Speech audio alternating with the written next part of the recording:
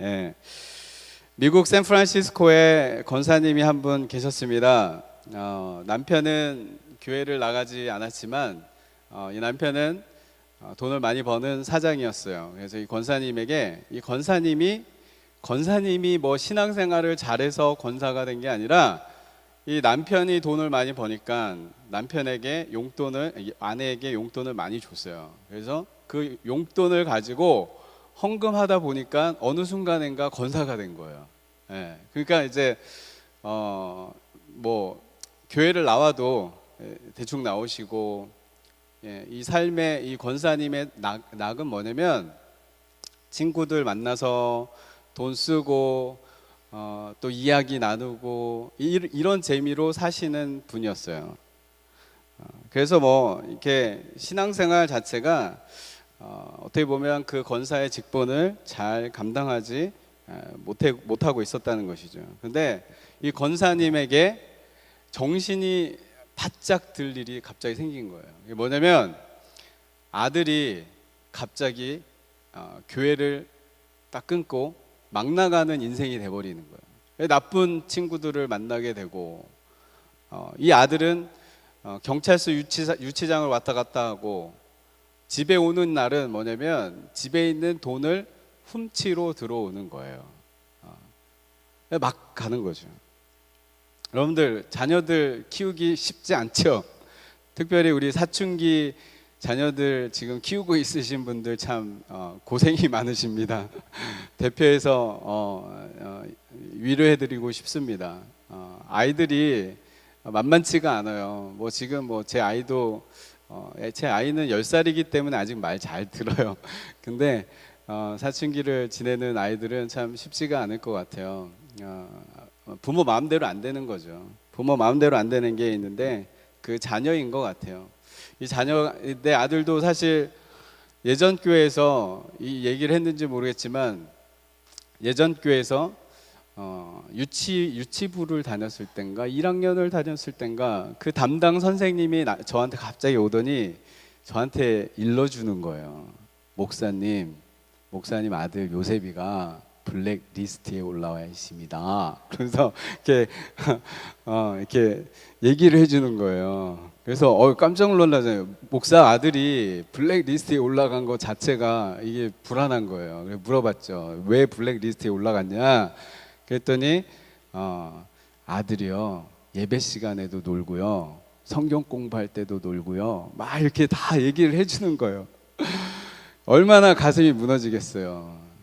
근데 다행히 그 놀러 다니는 그 친구들 중에 한 명이 시무 장로님 손주였어요. 손주. 그러니까 저도 가슴을 이렇게 얼굴을 이렇게 숙이고 다니다가 시무 장로님 손주가 거기 있으니까 이제 담대함이 생겨서 같이 제가 그래 내가 같이 열심히 놀아라 그렇게 얘기했었는데, 어찌됐든 이 자녀들이 부모 마음대로 안 되는 게 자녀인 것 같아요. 그래서 우리들이 부모로서 자녀들을 위해서 중보기도 하고, 자녀들을 위해서 기도 외에는 없는 것 같아요. 이래라 저래라 하면 다 잔소리고, 정말 뒤에서 기도해주는 그 기도의 힘이, 그 힘으로 말미암아 자녀가 아름답게 자라나는 줄 저는 믿습니다. 어찌되었든 그 권사님도 기도 제목이 생겼어요. 이 아들 때문에.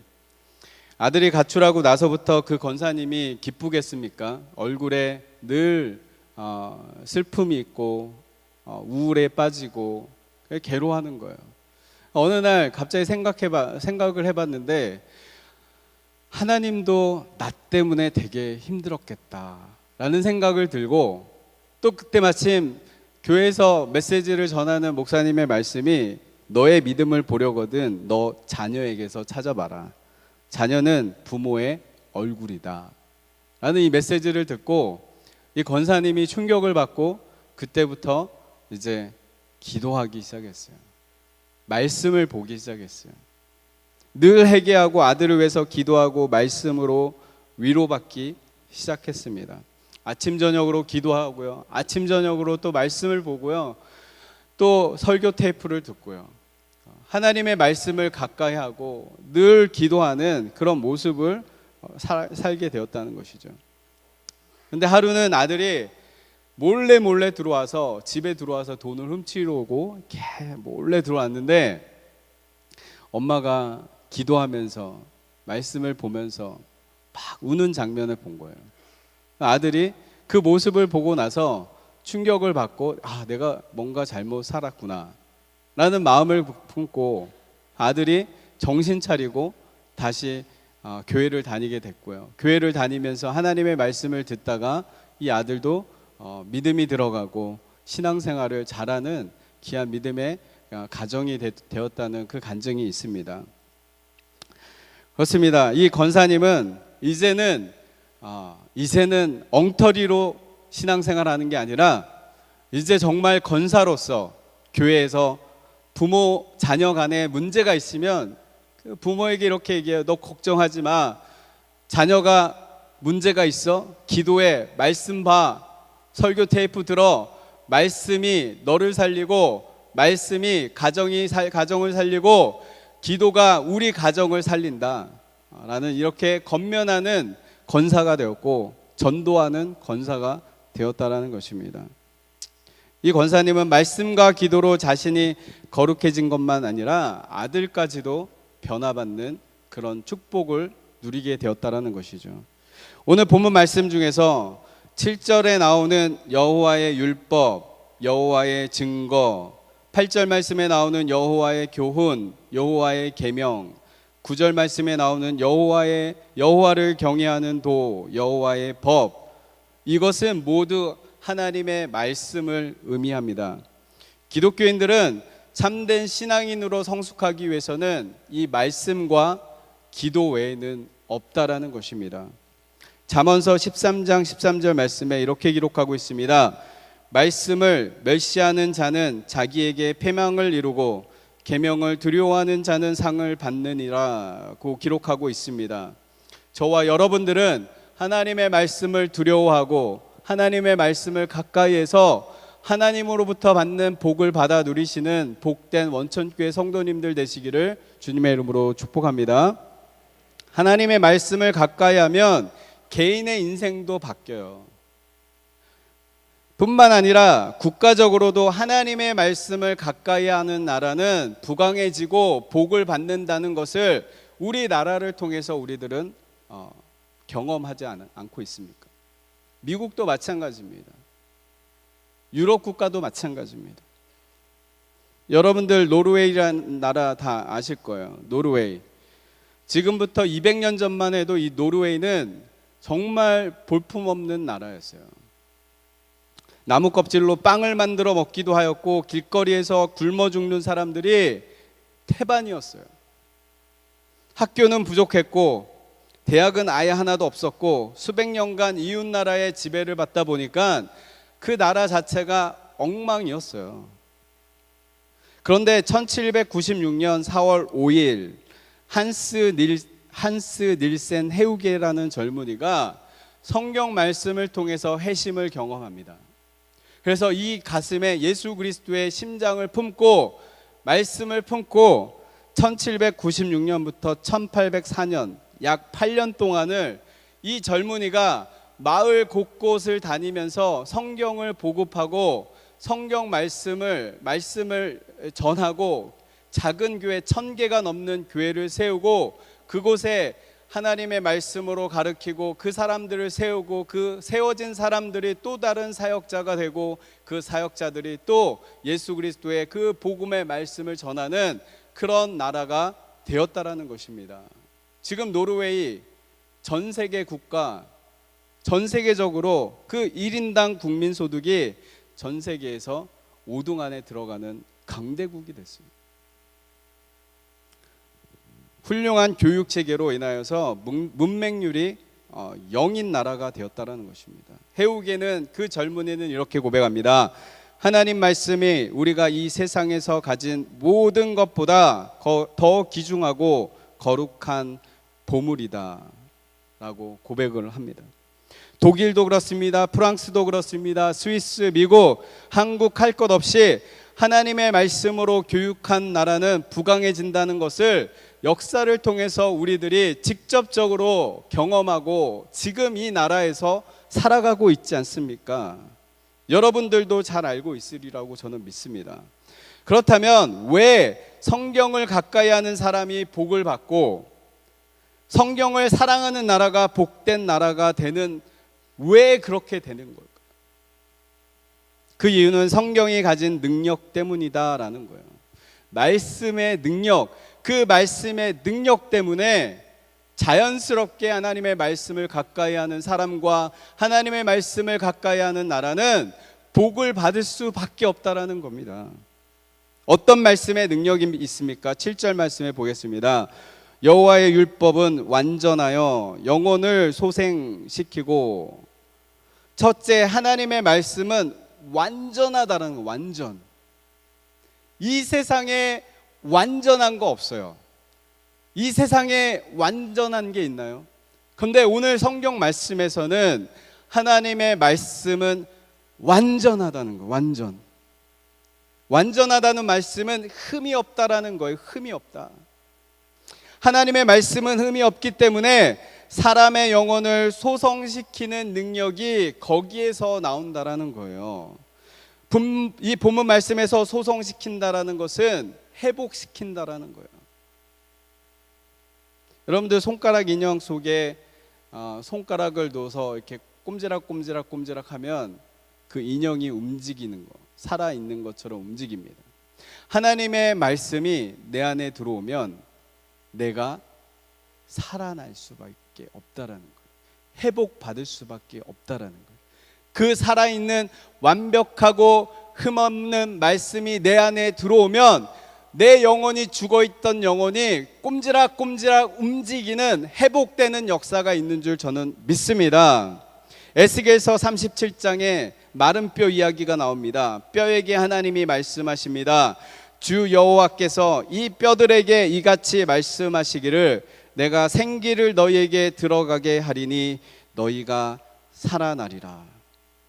하나님의 말씀을 받은 사람은 그 말씀의 능력으로 말미암아 하나님이 원하는 모습으로 회복이 된다라는 거예요. 태초에 우리가 창조되었던 그 모습으로, 하나님이 원하는 그 아름다운 모습으로, 그 말씀의 능력으로 인하여 우리가 회복이 된다라는 것입니다. 미국에서 2세 목사님과 성경 공부한 적이 있습니다. 이거는 주관적인 저의 간증이에요. 제가 이거 얘기했던 것 같아요.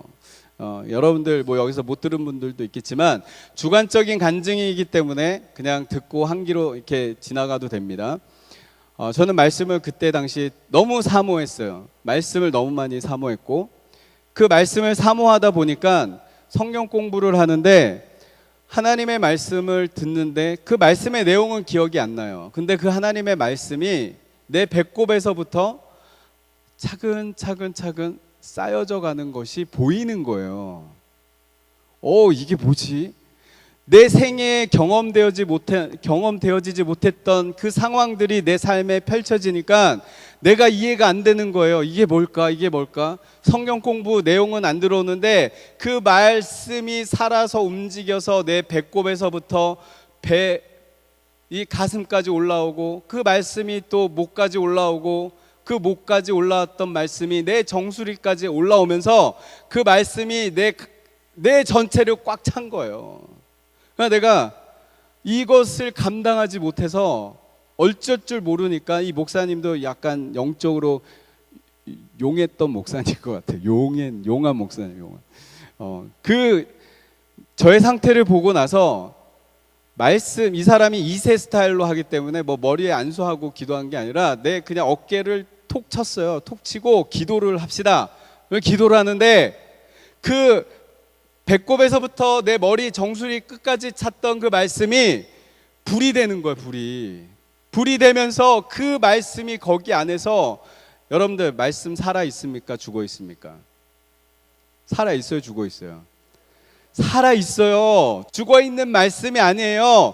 그 말씀이 불이 되면서 그 안에서 살아서 역사하는 생명의 말씀이 막 그 안에서 부딪히고 막 움직이고 생동력 있게 내 안에서 막 움직이기 시작하는데, 그때 회개가 일어나고요. 그때 내 자신이 무너지고요. 그때 그 말씀으로 인해서 내가 회복되는, 내 아팠던 육신이 치유가 되고 하나님의 말씀으로 인하여 회복되는 그런 간증이 있어요. 그런 경험이 있어요. 여러분, 하나님의 말씀은 죽어있는 말씀이 아닙니다. 하나님의 말씀은 지금도 살아서 역사하는 능력의 말씀인 줄 믿습니다.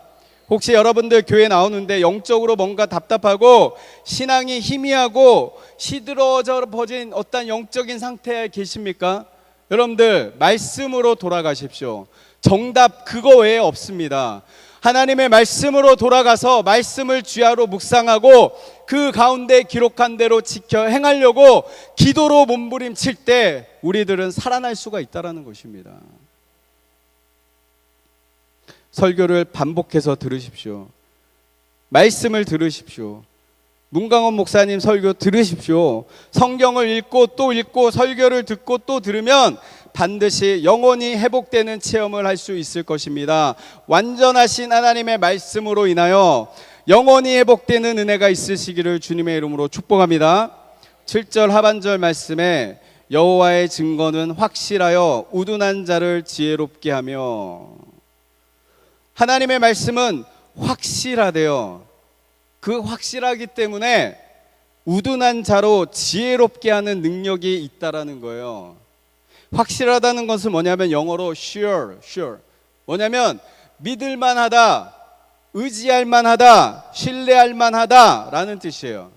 하나님의 말씀은 그냥 대충 믿을까 말까 고민하는 게 아니라 하나님의 말씀은 확실하기 때문에 여러분들의 목숨을 걸고 생명을 걸고 이 말씀을 사랑해도 된다라는 거예요. 믿어도 된다라는 거예요. 하나님의 말씀은 확실하기 때문에 하나님의 확실한 하나님의 말씀을 신뢰하고 의지하면 하나님의 주시는 그 지혜를 얻게 된다라는 것입니다.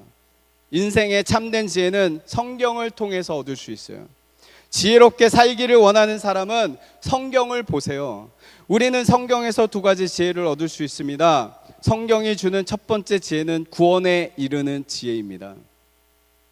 구원은 예수 그리스도를 통해서만 받는데 성경이 예수님에 대해서 말하고 있기 때문에 성경에는 구원에 이르는 지혜가 이 말씀 속에 있다는 거예요.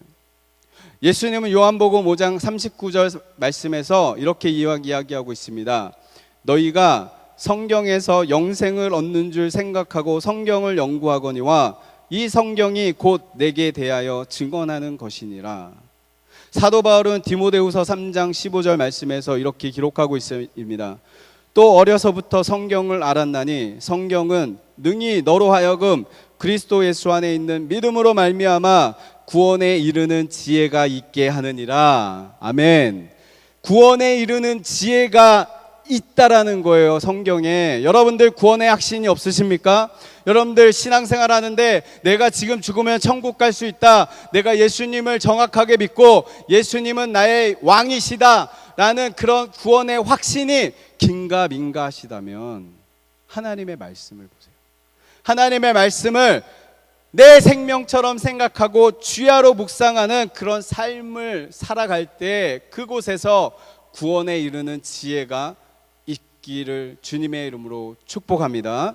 성경이 주는 두 번째 지혜는 삶의 지혜입니다. 본문 7절 말씀에서 우둔하다라는 말은 우둔하다 나왔어요. 우둔하다. 이 말씀의 의미는 뭐냐면 내 마음의 문을 열어놓았다라는 거예요. 내 마음의 문을 열어놓았다. 여러분들 집이 다 있잖아요. 집에서 사는데 문을 열어놓고 사시나요?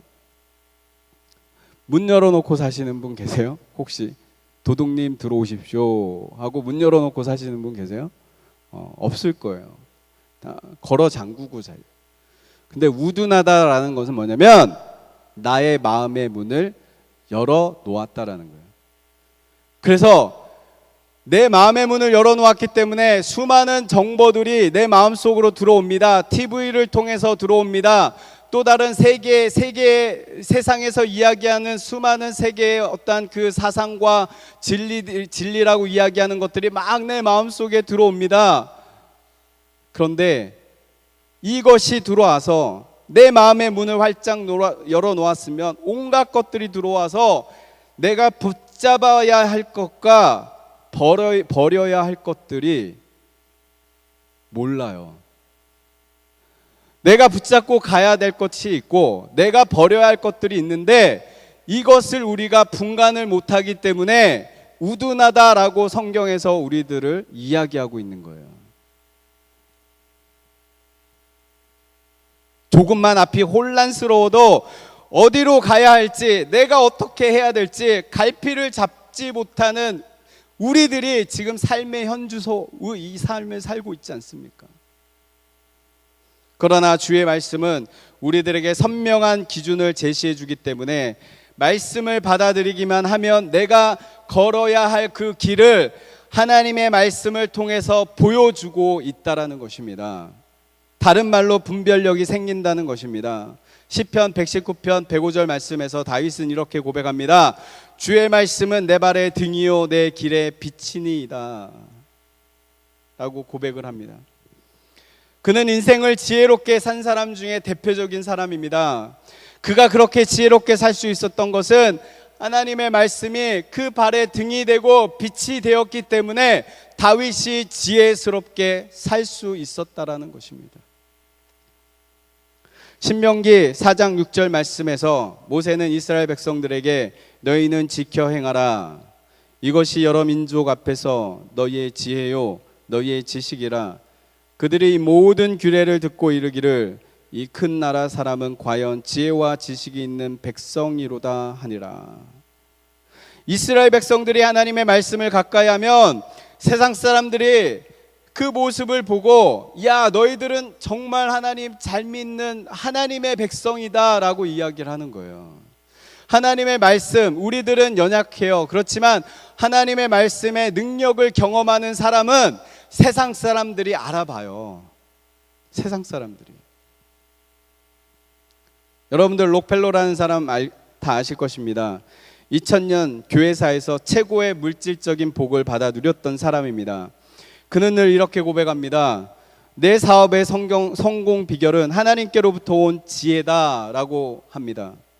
그는 늘 성경을 읽었고 성경 속에서 하나님의 지혜를 찾으려고 무단히도 노력했던 사람이에요. 근데 어느 날 그가 창세기 11장 3절 말씀을 읽었습니다. 그 말씀에 이렇게 기록되어 있어요. 벽돌로 돌을 대신하며 역청으로 진흙을 대신하고. 이 말씀에 이 록펠러가 뒤통수를 맞은 거예요. 뭐냐면 역청이라는 것은 히브리어로 헤마르인데 영어 성경에서 뭐라고 기록되어 있냐면 아스팔트로 번역이 되어 있어요. 아스팔트. 근데 이 아스팔트의 원재료가 뭐예요? 석유예요. 석유. 그래서 록펠러가 이 말씀을 듣고 나서 얼마나 역청이 많았으면 역청으로 벽돌을 만들었을까? 역청이 그렇게 많다면은 지하에는 석유가 얼마나 많이 있을까라고 생각하고 이 사람이 그 일대를 다 파기 시작한 거예요. 그래서 석유를 발견하고 이 사람이 석유 왕이 돼서 엄청난 부를 얻게 된다는 거죠. 그는 부자가 되어서 자기만 잘 먹고 잘 산 것이 아니라 선한 일을 많이 했습니다. 많은 헌신을 했고 5,000개가 넘는 교회를 지었고 정말 값지게 산 부자였습니다. 그는 98세까지 장수하면서 살았어요. 그런데 이 사람이 주일만 되면 40분 전에 교회를 와요. 미리 와요. 40분 전에 와서 예배를 준비하기 위해서 말씀을 보면서 준비를 해요. 근데 90세 때 눈이 멀어서 성경을 보지 못하니까 성경 읽어주는 사람을 고용을 해서 그 사람이 성경을 읽게 하고 그 말씀에 들려질 때마다 이 사람은 그 말씀을 통해서 위로받고 은혜받고 그 속에서 그 생명이 다하는 날까지 그 하나님의 말씀을 늘 가까이 했던 사람, 이 사람이야말로 우리들의 삶이 되어야 하지 않겠습니까? 하나님의 말씀은 우둔한 사람들에게 지혜를 줍니다. 우리 모두 여러분들 옆에 있는 사람들과 한번 인사 한번 하겠습니다. 복권 사지 말고 성경 읽읍시다. 이 얘기 왜 하냐면요, 복권을 자꾸 사려고 하면 이 사람은 우둔한 사람이에요. 한탕주의, 도박, 이거는 우둔한 사람이에요. 그거 하지 마세요. 그거 할 시간 있으면 성경 보세요. 아멘. 믿으십니까? 8절 말씀에 여호와의 교훈은 정직하여 마음을 기쁘게 하고, 세 번째로 하나님의 말씀은 정직하대요. 그래서 그 정직하기 때문에 마음을 기쁘게 해준다라는 거예요. 사람이 하나님의 말씀을 가까이 하면 정직해지고 자신이 정직해지기 때문에 그 속에서 기쁨이 넘친다는 거예요. 여러분들 기쁘십니까? 인생이 기쁘세요? 여기 다 안 기쁜 것 같아요. 기쁘지 않은 이유는 뭐냐면 우리가 정직하지 못해서 그래요. 정직한 하나님의 말씀을 그냥 가까이 하면 우리들은 자연스럽게 그 정직한 하나님의 말씀의 그 능력 때문에 우리들은 그 속에서 기쁨이 넘쳐나게 된다는 거예요. 그게 말씀 자체의 능력이라는 거예요. 여기서 정직은 육상 선수들이 달리는 트랙을 의미합니다. 선수가 1번에서 막 뛰었어요. 1번에서 뛰었는데 열심히 뛰어요. 부지런히 뛰어요. 최선을 다해서 뛰어요. 근데 딱 들어왔는데 2번으로 들어왔어.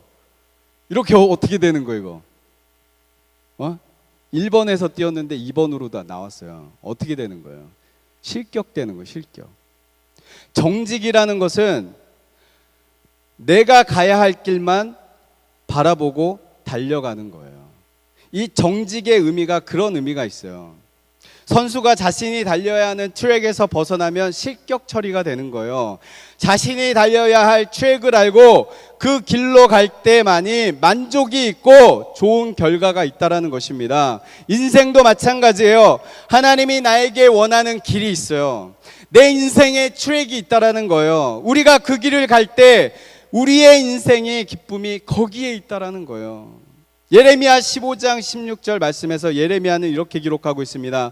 만군의 하나님 여호와시여, 나는 주의 이름으로 일컬음을 받는 자라. 내가 주의 말씀을 얻어먹었사오니 주의 말씀은 내게 기쁨과 내 마음의 즐거움입니다.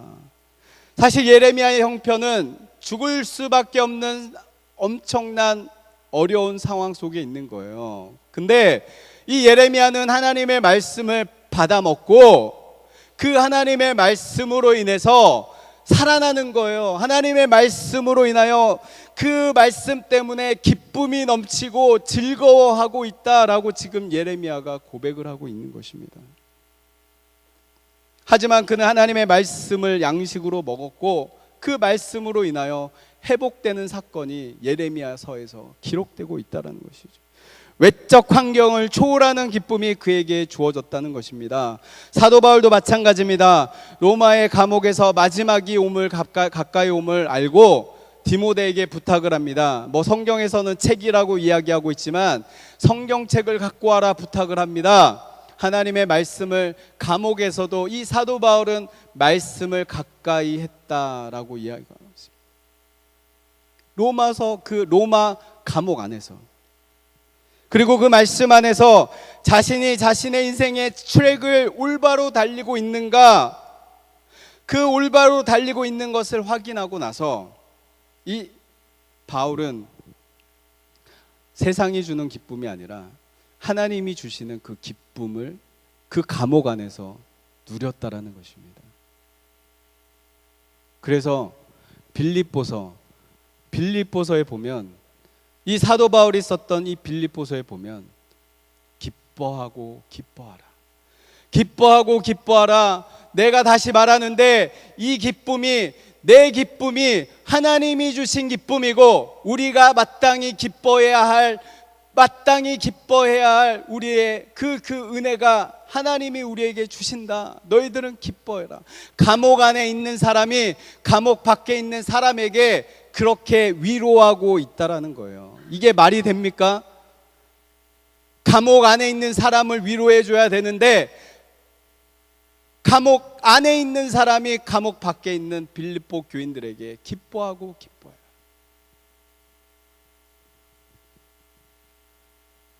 그의 마음에 하나님의 말씀이 거하여 기쁨이 충만하였다는 것을 알 수 있습니다. 참된 기쁨은 사회적인 성공에서 오는 것이 아니에요. 자신의 인생의 트랙을 알고 그 트랙을 따라서 정직하게 가는 사람이야말로 그 삶이 성공한 사람이에요. 여러분들 여기에 다 부자가 몇 명 있겠습니까?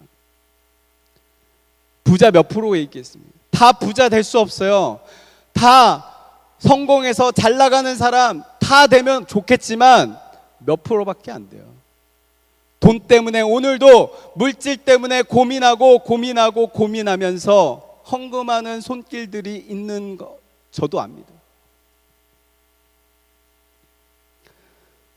대부분의 사람들이 명성도 얻지 못하고 큰 돈도 벌지 못하고 살아가고 있어요. 비록 명성을 얻지 못해도 큰 돈을 벌지 못해도 정직한 하나님의 말씀 속에서 자신의 인생의 트랙을 발견하고 그 길을 간다면 그 사람이야말로 가장 복된 인생인 줄 저는 믿습니다. 그 사람이야말로 하나님이 주시는 그 기쁨을 누리며 살아갈 수 있음을 저는 믿습니다. 사랑하는 여러분들, 하나님의 말씀을 가까이 하십시오. 그래서 자신의 인생의 트랙을 발견하시고 행복한 삶, 기쁨의 삶을 누리시는 원천교회 성도님들 되시기를 주님의 이름으로 축복합니다. 8절 말씀, 여호와의 계명은 순결하여 눈을 밝게 하시도다. 마지막으로 순결하여 눈을 밝게 하대요. 하나님의 말씀은 순결합니다.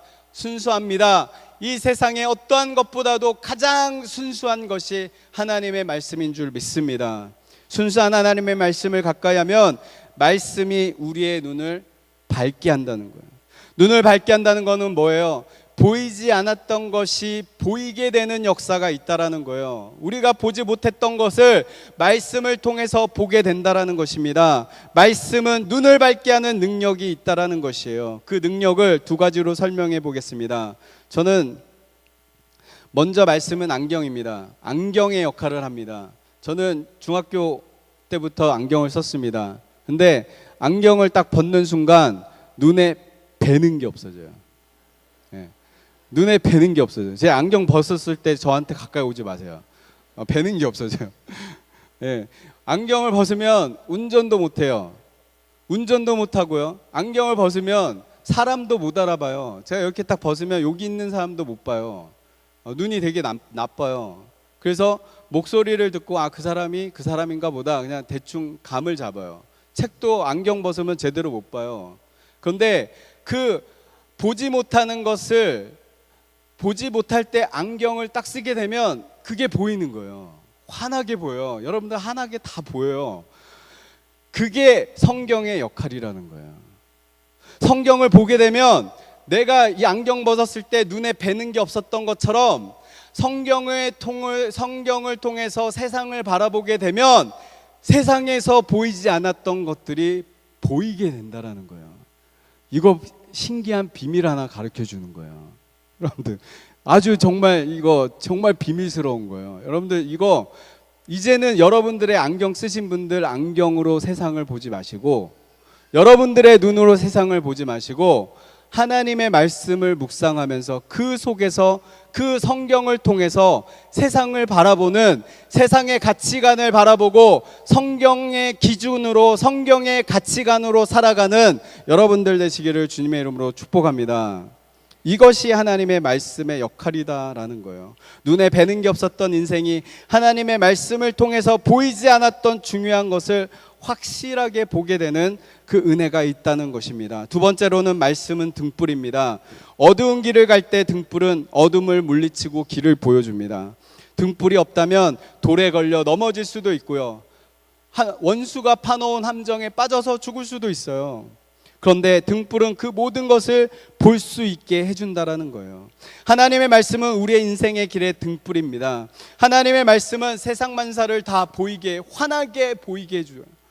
우리가 지금 긴가민가 어두운 안개 속에 헤매고 있다라면 하나님의 말씀으로 돌아가십시오.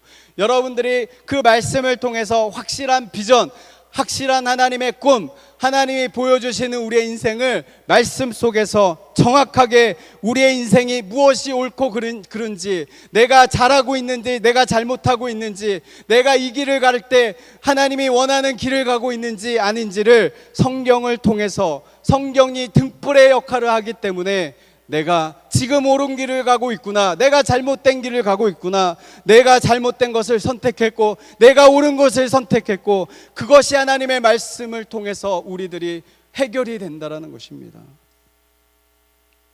반대로 하나님의 말씀이 없는 인생, 어떻게 살아야 할지 몰라서 어둠 속에서 헤매는 인생, 그 인생 얼마나 불쌍합니까? 우리 교회 대다수 우리 성도님들 중에서도 성경 안 보는 사람 있는 줄 저는 확실히 믿고 싶지 않습니다. 여러분들 성경 많이 보시죠? 성경을 정말 사랑하시고 보십시오.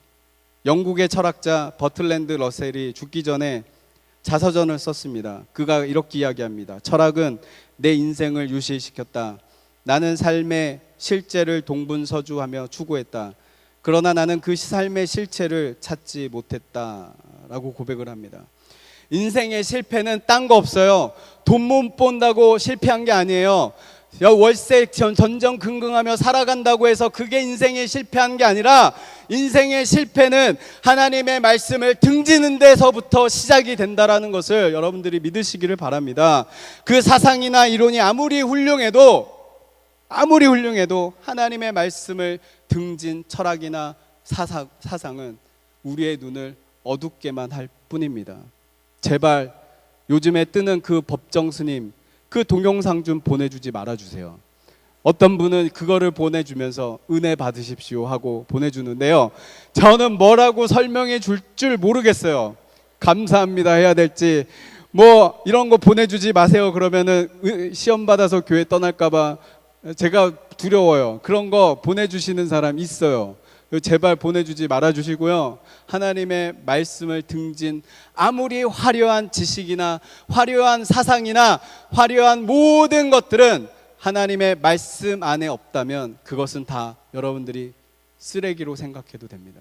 그렇다고 책을 읽지 말라는 얘기 아닙니다. 크리스찬 서적 많이 보십시오. 서적 많이 보십시오. 지식을 쌓으십시오. 그러나 그 우선순위에 하나님의 말씀을 넘버원으로 두십시오. 그럴 때 여러분들의 인생이 승리하는 줄 믿습니다. 9절 말씀에 여호와의 경외하는 도는 정결하여 영원까지 이르고 여호와의 규례는 확실하여 다 의로우니, 오늘은 여기까지 맺겠습니다. 결론으로 시편 기자는 10절 말씀에서 성경의 가치를 많은 순금보다 더 사모할 것이다 라고 했습니다. 현대적인 표현을 한다면 큰 돈 버는 것보다 더 몹시 원해라 라는 거예요. 큰 돈 버는 것보다. 여기서 큰 돈 벌고 싶지요. 다 벌고 싶을 거예요. 큰 돈 버는 것보다 하나님의 말씀을 사모하시는 여러분들 되시기를 주님의 이름으로 축복합니다. 여러분들, 지난번에 우리 교회에서 성경통독이 있었습니다. 가르치는 목사님도 훌륭하지만 그 시간 동안 함께하는 성도님들 대단하다고 생각해요. 아름다운 모습이에요. 교회 내에서 운영하는 큐티 정말 아름다워요. 성경 읽기 하는 것, 성경에 관련된 모든 것들 너무 사랑스러운 행동이에요. 여러분들, 이제부터 최소한 20분을 하나님 앞에 성경 읽는데 좀 투자했으면 좋겠습니다. 아멘. 성경 읽으세요. 성경 읽을 때 정말 책처럼 읽지 마시고 하나님의 말씀을 생명처럼 생각하고 가까이 하고, 그렇게 정말 진실하게 하나님의 말씀을 묵상할 때 완전하신 하나님의 말씀을 통해 우리들을 회복시켜 주시는 능력을 경험할 것입니다. 확실하신 하나님의 말씀을 통해 우둔한 우리들의 인생이 지혜로워지는 능력을 경험하게 될 것입니다. 정직하신 하나님의 말씀을 통해 슬픈 인생들이 기쁨으로 가득한 인생이 될 줄 믿습니다. 순결하신 하나님의 말씀을 통하여 눈을 밝게 하여 보이지 않았던 그 것들이 보여지게 되는 능력을 경험하게 될 것입니다. 우리 말씀 생활로 능력의 삶을 누리시는 우리 원천교회 복된 원천교회 성도님들 되시기를 주님의 이름으로 축복합니다.